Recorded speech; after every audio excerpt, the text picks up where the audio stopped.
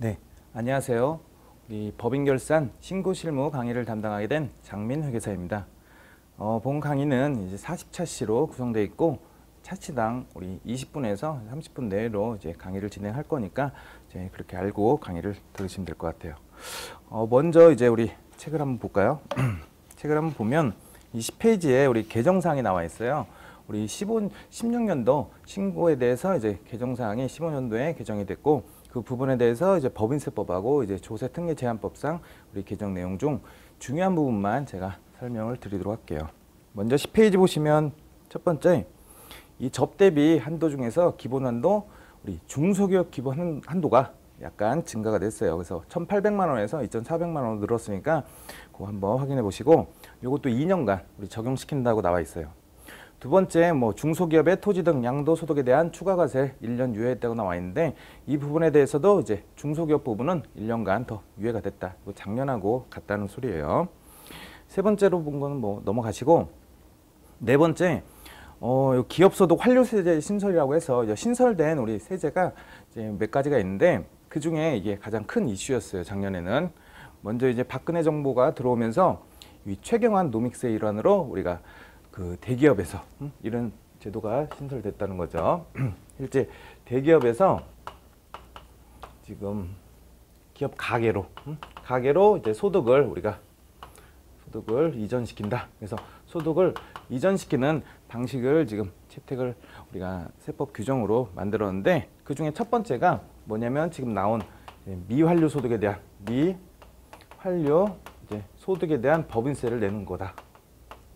그래서 이 부분은 이제 본 개정에서 본 강의에서 좀 더 자세히 할 건데 간단하게만 설명드릴게요. 두 번째로 또 뭐가 있냐면 실제 우리 기업이 우리 가계로 우리가 임금을 증가시키는 부분이에요. 그래서 실제 나중에 근로소득 예를 들어서 근로소득이 증대했다. 증대에 대한 우리가 세액공제라는 게 또 있어요. 그래서 세액공제를 또 한 가지가 또 있고 또 뭐가 있냐면 기업에서 우리가 가계인 주주한테 이제 배당을 증가시킬 건데 이때는 이제 배당을 더 많이 하라는 개념보다 이제 고배당 기업에 대해서는 또 혜택을 준 거예요. 고배당 기업으로부터 배당받은 이 주주에게 혜택을 줬기 때문에 그만큼 가계가 이제 나중에 소비를 더 촉진할 수 있도록 이제 도와주는 개념으로 이제 나와 있다. 그 중에 먼저 이제 세 번째는 이제 그 뭐라고 나냐면 고배당 기업에 대한 이제 특례. 배당 소득 과세 특례가 나와 있다는 거죠. 그래서 그 중에 첫 번째 우리가 기업 소득 환류세제, 미환류 소득에 대한 법인세 이 부분에 대해서 간단히 보도록 할게요. 그거 보시면 대상 기업은 이제 중소기업은 안 되고 우리가 자본금 500억이 넘어가는 우리가 대기업만 된다고 보시면 되고 상호 출자 제한 기업에 대한 우리가 부분만 한다는 거죠. 그다음에 과세 방식이 선택이라고 나와 있는데 하나는 투자 방식을 포함하고 투자액을 포함하고 하나는 투자 방식을 제외한 방식으로 우리가 과세를 한다는 거예요. 그래서 실제 기업이 벌어들인 소득이 있는데 그 소득에 대해서 80% 그 실제로 간단히만 보시면 기업 소득에 대해서 80%만큼 이제 우리 구성을 한 상태에서 그 소득의 첫 번째 투자액, 그다음에 임금 증가가 있고 그 다음에 이제 배당도 하고 그 다음에 출연금 상세 협력기관에 출연금이 있는데 이 출연을 하고 나서 남은 금액이 있다. 남은 금액이 있으면 그걸 추가적으로 10% 과세한다는 거예요.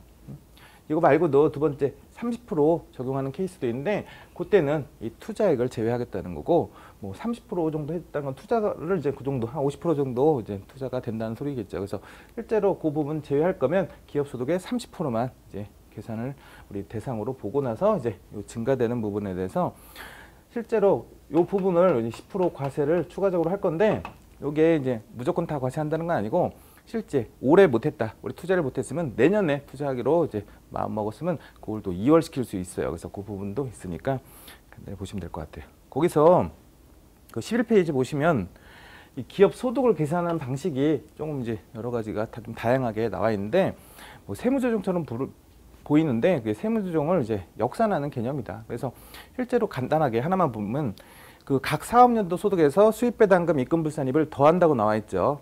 원칙은 우리 수입배당금 입금불산입이라는 게 입금불산입 차감 형식으로 나올 텐데 우리 단기순이익에서 차감한 형식으로 나올 텐데 이 부분에 대해서는 더한다는 것은 실제로 우리가 수입 배당금은 실제로 준 거기 때문에 그 부분에 대해서 이제 입금 부서에 차감하면 안 된다. 그래서 실제 소득이긴 하니까 그 부분은 또 더한다는 거고, 한마디로 거기 더하는 개념은 지출되지 않았다 이런 개념으로 보시면 되고, 밑에 차감되는 부분은 실제로 회사에서 지출된 부분이라고 생각하시면 돼요. 그래서 그 부분을 이제 우리 더하고 차감하는 방식으로 보시면 되고, 그 4번에 뭐라고 나냐면 이렇게 지금 계산한 방식이 양수가 나와 있다. 양수가 나오고 음수가 나올 수 있다는 거예요, 지금. 그래서 양수가 나왔다는 거는 거기 보시면 미환류 소득이라고 해서 실제 그 부분은 추가적으로 과세하겠다는 거고, 만약에 음수가 나왔다는 거는 뭐가 더 큰 거예요? 이쪽이 더 큰 거죠. 그래서 실제로 그런 부분을 우리가 초과 환류 소득이라고 불러서 이 부분은 실제로 과세가 되는 부분은 아니에요. 더 많이 썼다는 건데,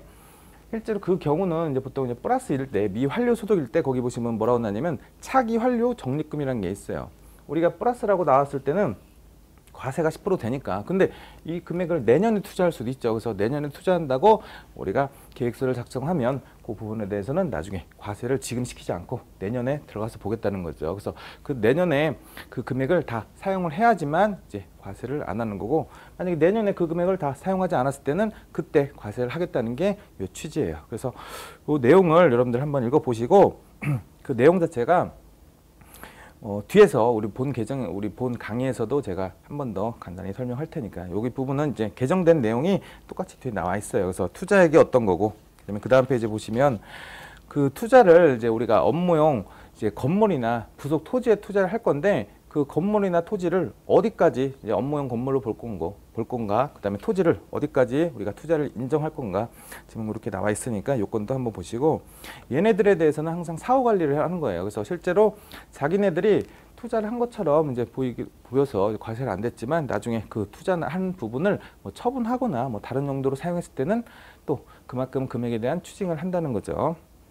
그다음에 이제 임금 증가도 마찬가지로 이 투자액 방식하고 지금 우리가 투자액을 제외한 방식이 두 가지가 있다고 했죠. 그래서 그 부분 중에서 임금 증가 부분도 모든 직원의 임금 증가를 이제 다 고려하지는 않고, 거기 보시면 이제 고액 임원이나 고액 연봉자들 우리 임금은 뺀다는 거예요. 너무 고액 임금 그 연봉자들에게 더 많이 준다는 거는 이제 여기서 인정하지 않고, 그 나머지 그다음에 뭐 최대 주주 친족들, 그다음에 뭐 단기간 뭐 이용 그 근로자들 다 제외하고 일반적인 이제 우리 근로자들 입장에서 임금이 증가해야 된다. 이제 이렇게 보시면 되고, 이제 배당도 그 나와 있는 것처럼 현금 배당액, 뭐 중간 결산, 뭐 결산 배당 다 고려해서 오른쪽에 보시면 이제 13페이지 주권 상장법인이 취득해서 1개월 내 소각한 자기 주식 취득가액도 지금 여기 배당액에 포함시켜 준다고 나와 있어요. 그래서 그 부분을 한번 고려해 보시면 되겠다.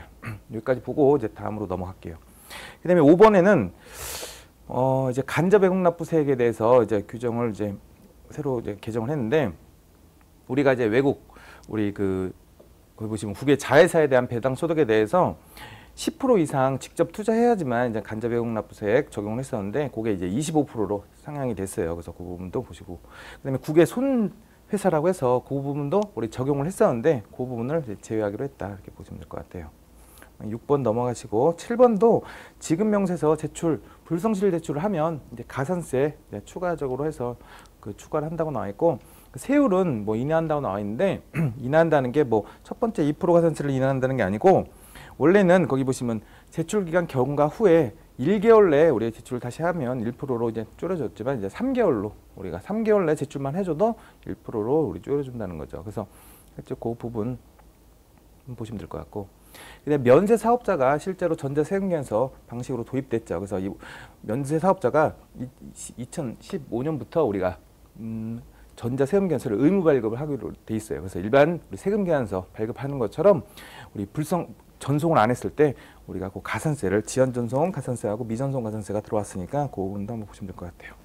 밑에 9번은 한번 읽어보시면 될 것 같고, 다음 페이지에 10번인데 이 유가족에 대한 위로금 송금 산입 허용, 이게 새로 올해 들어온 것 중에 옛날에는 이제 우리 유가족들 그 근무를 하다가 돌아가신 분들 있으면 그 가족들에게 우리가 지급하는 뭐 학자금이나 아니면 위로금 같은 경우 요 금액이 송금으로 인정받지 못했어요. 근데 지금에선 이제 거기 보시면 사망 이후에 사내 규정 등에 따라 유가족에 지급하는 학자금 등 위로금 등을 이제 송금에 산입한다고 나와 있고, 그 대신 그 전에 정관에 아니면 주총에서 그 결의에 정한 기준을 이제 정해 놔야 되고, 그다음에 나중에 공통적으로 임원 사용인에게 모두 적용을 할 수 있도록 해야지만 이게 송금을 인정한다니까, 그 규정 한번 신설해서 한번 신설된 규정 한번 보시면 될 것 같아요. 그다음 밑에 보시면 뭐 11번, 12번, 13번은 한번 보시고, 그 14번에 외국납부세 공제 한도 계산 방식이 이제 국별 방식만 허용한다고 나와 있죠. 원래는 뭐가 있었어요? 일괄 한도도 있었고 국별 한도가 있었어요. 근데 실제로 일괄 한도 자체가 실제로 더 유리했었어요. 마이너스가 나왔을 때는 우리가 손실을 다 우리 합쳐서 계산할 수 있기 때문에 그 한도 자체에서 더 유리할 수 있었는데, 이제 국가별로 이제만 적용하겠다. 그래서 외국납부에 대해서 좀 더 강화했다. 세액공제를, 아까 간접 외국납부세액도 우리가 지분율이 25% 증가한 것처럼 얘네들도 이제 증가가 됐고 한번 좀 더 타이트해졌다 생각하시면 될 것 같아요. 그다음에 15페이지에 15번 거기 외부 감사할 때 신고기한 연장 시 가산 이자율 경감이라고 써 있죠. 그래서 실제로 이거는 이런 케이스죠. 나중에 뒤에서도 한번 볼 건데, 우리가 그 외부 감사 때문에 우리가 그 실제로 그 신고불성실 그 기간 내에 우리가 제출을 못했을 때 신고불성실 나오면 그때 납부불성실, 신고불성실에 대해서 가산세를 내요. 특히 납부불성실에 대해서는 10,000분의 3씩 우리가 원래 이자를 부담해야 되는데, 그때 우리 늦게 제출했을 때 그 부분에 대한 이자를 2.9%로 연 2.9%로 10.95%에서 낮춰줬다, 이렇게 보시면 될 것 같아요. 그다음에 16번 넘어가시고 17번 보시면 이 현실적인 퇴직에서 제외 사유가 이게 추가되는데, 이것도 뒤에 퇴직금 할 때 제가 설명을 드릴게요. 이 부분은 실제로 거기 보시면 임원에 대해서만 우리가 하나 규정이 있었는데, 그 현실적인 퇴직 규정을 하나 삭제를 했다, 이렇게 보시면 될 것 같아요. 이렇게 보시고 그 21번이나 뭐 22번 원천징수세액 반기별 납부 승인 요건 완화라고 써 있는데, 이게 우리가 반기별이라는 거는 이제 원천징수 승인을 받아서 신고납부를 한다는 케이스고, 이 신고납부하는 케이스가 원래 직전 우리 상시 고용 인원이 우리 직원들이죠. 그래서 20인 이하야지만 우리가 반기별 승인을 할 수 있었어요. 반기에 한 번만 신고하겠다, 납부도. 근데 그게 신규 사업 개시자 입장에서는 직전이 없잖아요. 그래서 실제로 첫 해년도는 우리 월별 납부를 했었어야 돼요. 근데 여기서 나온 것처럼 신청인에 속하는 반기의 상시 고용 인원이 20인 이하인 경우는 신규 사업체 개설자도 우리가 그 반기별 우리 납부할 수 있도록 이제 해줬다, 이렇게 보시면 될 것 같아요. 그다음에 24번 보시면 정기예금 이자율 2.5%로 인하라고 나와 있는데, 이거 원래 얼마였어요? 2.9%였죠. 그래서 우리 간주임대로 계산할 때 뭐 정기 그 예금 이자율을 이제 2.5%로 좀 낮춰줬으니까 그 부분도 한번 확인해 보시면 될 것 같아요. 16페이지 특허권 내용 연수 단축이라고 해서 이제 10년에서 7년으로 단축됐죠. 그래서 그 부분 한번 보시고, 나머지 27번, 28번 같은 경우는 이제 법정 기부금하고 지정 기부금 단체에 우리 용어가 좀 변경이 됐어요. 그래서 삭제되고 들어온 부분이 있으니까 그 부분 한번 확인해 보시면 되겠다. 그래서 크게 우리가 아까 얘기한 우리 기업소득에 대해서 환류, 미환류 소득에 대한 법인세 부분하고 나중에 이제 우리 조특법에서 또 개정된 부분이 있으니까 그 부분 한번 보시면 될 것 같아요. 17페이지 이제 조세 특례 제한법상 이제 개정 내용인데, 여기는 거의 뭐 세액 공제하고 세액 감면분 공제 부분에 대해서 개정된 부분이 나와 있어요. 그 중에 중요한 부분만 뭐 몇 가지만 살펴볼게요. 1번에 우리 중소기업 투자 세액 공제가 이제 거기 보시면 우리가 그 새로 이제 우리 신규 상장한 중소기업 및 중견기업은 2015년과 그 다음 3년까지 투자 금액의 4% 세액 공제가 이제 나와 있다, 이렇게 보시면 될 것 같고, 그 다음에 3번 같은 경우 우리 2번 같은 경우도 실제 업종이 또 추가되면서 적용 기한이 연장됐죠. 그거 보시면 되고, 3번에 연구인력 개발비 세액 공제, 이 부분이 점점 이제 우리가 그 일반 기업에 대해서 그 공제율을 좀 낮추고 있어요. 그래서 처음에 이제 좀 더 높았다가 6%였다가 처음 시작은 6%였다가 이제 4%로 한도가 낮았는데, 지금은 또 3% 한도로, 그러니까 기본 한도가 2%에다가 추가적으로 우리가 뭐예요? 우리 그 연구인력 개발비 들어가는 수익 금액에서 그 부분의 비율에 대한 부분의 50%만큼 추가적으로 더 우리가 그 공제를 해주는데, 그 추가 한도가 또 1%밖에 안 돼서 전체 3% 한도로 줄어들었죠. 그래서 그것도 한번 보시면 될 것 같고, 5번 같은 경우는 우리 비과세 적용 기간을 또 17년까지 연장돼 있다. 중소기업 투자 창업 투자 등 우리 주식 양도 차익 배당 소득에 대한 비과세 기간 연장 이것도 한번 보시면 될 것 같고 6번, 7번도 투자 세액 공제 부분에서 조금씩 우리가 인상이 돼 케이스로 이제 나와 있으니까 한번 요거는 이제 해당되는 우리 회사들은 한번 확인을 해보실 필요가 있어요. 작년에 만약에 공제를 받았다. 그럼 부분이 공제가 또 올해도 적용이 될 가능성이 있기 때문에 그때는 이제 요 비율을 좀 높여서 공제를 받으시면 될 것 같아요. 18번 보시면 8번이죠.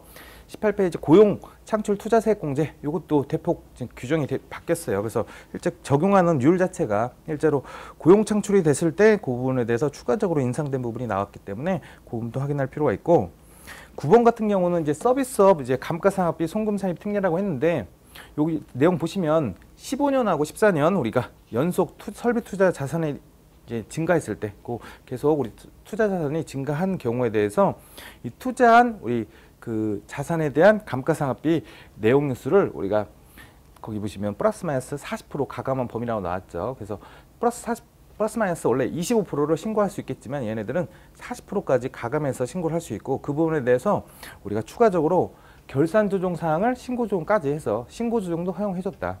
실제로 새로 투자한 자산에 대해서 결산 조정 사항이긴 한데 얘네들 부분만 우리가 신고 조정 허용했으니까 추가적인 송금 산입이 가능하다. 이 부분을 알면 될 것 같아요.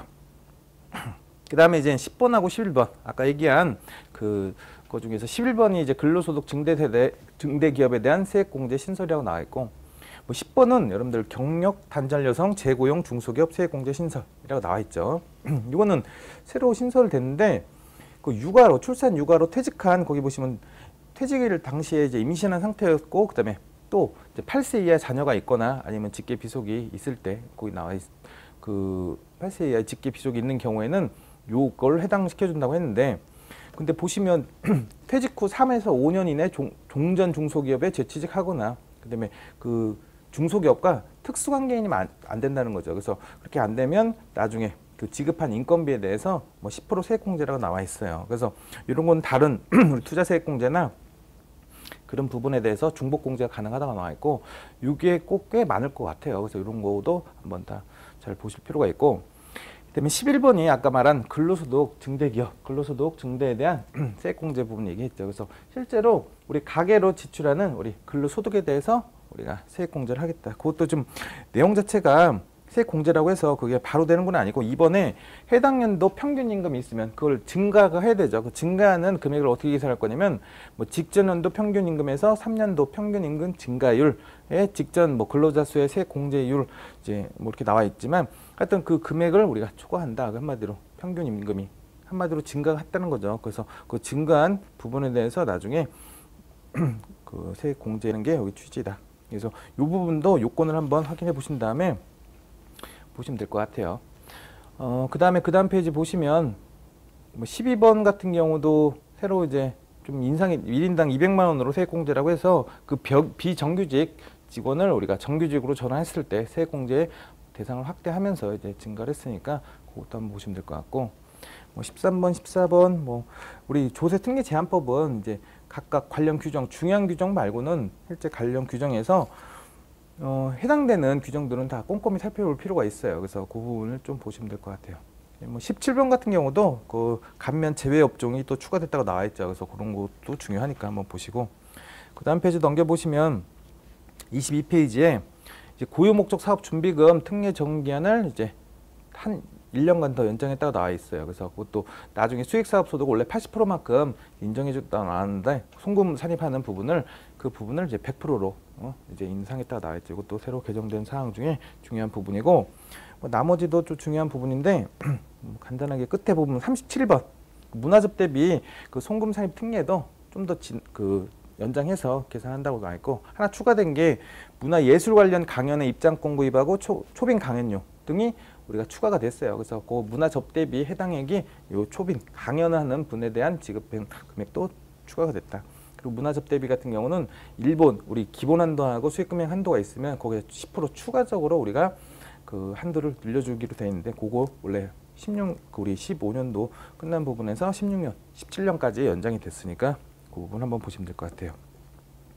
38번도 우리 투자세액공제 사후관리 기간 자체가 실제로 2년간만 관리를 했었는데 이제 5년간 연장했으니까 그 부분 확인하시면 될 것 같고, 그 다음 페이지 24페이지 보시면 이제 40번하고 41번 이게 가장 중요한 거죠. 그래서 실제 중소기업 대상 확대와 거기 보시면 이제 관계기업 유예기간 적용 이 부분에서 개정이 됐어요. 이 부분은 실제로 중소기업이었다가 중소기업 아닌 경우가 되는 경우도 중요하겠지만 실제 과거에는 중소기업이 안 됐었는데 이제 중소기업에 들어올 확률이 더 높아졌다 이렇게 보시면 될 것 같아요. 그게 왜 그러냐면 업종이 두 가지가 추가됐고 거기 주택 임대 관리업하고 이제 그 신재생에너지 발전 사업이 추가되면서 어떤 게 됐냐면 중소기업 규모 기준에서 우리 두 가지가 제외됐어요. 실제 상식 종업원수 기준하고 뭐 자본금 이제 우리 기준이 폐지되면서 우리 매출액 기준으로만 중소기업을 판단하겠다 이렇게 나와 있으니까 그거 보시면 되고, 그 매출액 기준은 실제 우리가 조세특례제한법상 중소기업이 있고 나중에 중소기업 기본법상 우리 중소기업이 있는데 그 부분은 우리가 해당 우리 본 강의에서 제가 진행하도록 하겠습니다. 그 부분은 좀 넘어가실 거고, 그 다음에 졸업 기준도 지금 바뀌었어요. 매출액, 그 다음에 상시 종업원수 자기자본 기준이 폐지되면서 실제로 우리가 자산 기준 5천억으로만 들어왔다. 5천억이 넘어가면 이제 중소기업을 이제 졸업시키겠다 이런 개념이고, 중소기업이 이제 됐다가 중소기업이 안 되면 바로 가면 좀 실제로 바로 타격을 받기 때문에 일정 기간 유예를 뒀어요. 보통 이제 그 해부터 해서 졸업된 기준 그 다음 해부터 이제 3년간이라고 해서 우리 4년간 졸업 유예를 해주셨는데 그 4번 보시면 관계기업의 매출을 합산액에 규모 기준 해당 시에도 유예 기간 적용이라고 나와 있는데 이 부분이 새로 추가됐어요. 그래서 원래는 이제 관계기업에 대한 규모 기준에서 매출액 합산하는 이 부분에 대한 그 유예 기준을 두지 않았는데 이때는 바로 우리가 중소기업에서 중소기업 벗어났었는데 이 부분만 이제 다시 이번에 적용시키기로 했으니까 이 부분도 제가 해당 파트에서 한번 다시 얘기해 드리도록 할게요. 그다음에 중견기업 요건 추가가 이제 새로 그 2번에 추가된 부분이 들어왔으니까 그거 한번 보시면 될 것 같아요. 그다음에 이제 나머지 우리 관련 세법 뭐 지방세 기본법, 국기법, 국조법 이게 들어와 있는데 거기 보시면 뭐 제목만 한번 잠깐 보면 1번 뭐 국제거래 명세서 미제 출시 과태료 부과 신설, 그다음에 과소자본세제 적용 기준 가동화, 그다음에 해외 금융계좌를 또 신고를 이번에 이제 과태료도 인상하면서 신고 의무를 강화시켰으니까 그것도 뒤에서 우리 해당 파트에서 한번 확인하고 넘어갈 거니까 그때 보시면 될 것 같아요. 다음 페이지도 마찬가지겠지만 뭐 중요한 부분은 또 하나 있네요. 여기 27페이지에 그 7번, 8번이 이제 국제거래 수반하는 탈세에 대해서 국세 그 우리 부가 제척 기관을 연장하면서 가산세 인상했다 이런 부분하고 그 15년으로 연장하면서 원래 우리가 부당 그 무신고다 아니면 그 과소신고가 되면 40% 우리가 가산세를 부과했는데 얘네들은 이제 60%로 증가됐어요. 그 다음에 경정기관, 경정 청구 기간이 우리가 3년에서 5년으로 이제 확대가 됐으니까 앞으로 이제 2년간 더 추가해서 기간이 늘어났다 이렇게 하시면 될 것 같아요.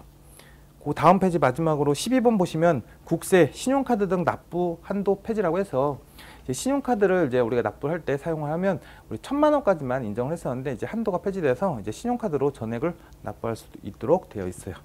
이렇게 보시고 나머지 사항들은 여러분 한번 읽어보시면 될 것 같고 이 부분이 뒤에도 본 강의에서도 진행이 될 거니까 그때 확인해서 보시면 될 것 같아요. 여기서 마치고 다음 시간 또 뵙도록 하겠습니다.